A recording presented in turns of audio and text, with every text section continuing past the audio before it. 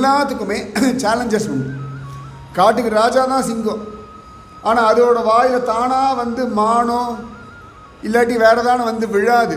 இந்த சிங்கம் ஓடணும், துரத்தணும், பாயணும், பிளான் பண்ணணும், பதுங்கணும், அப்படியும் மிஸ் ஆகும்.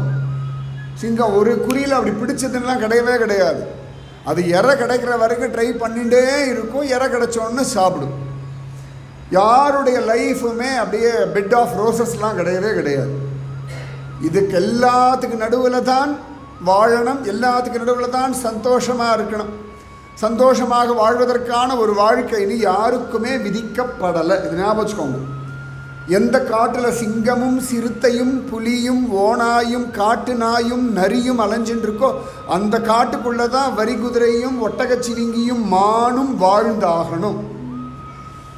இது தனியாக இருந்ததுன்னா இதுங்களுக்கெல்லாம் ஓடுற கெப்பாசிட்டி மறந்து போயிடும். மனுஷால மாதிரி குண்டா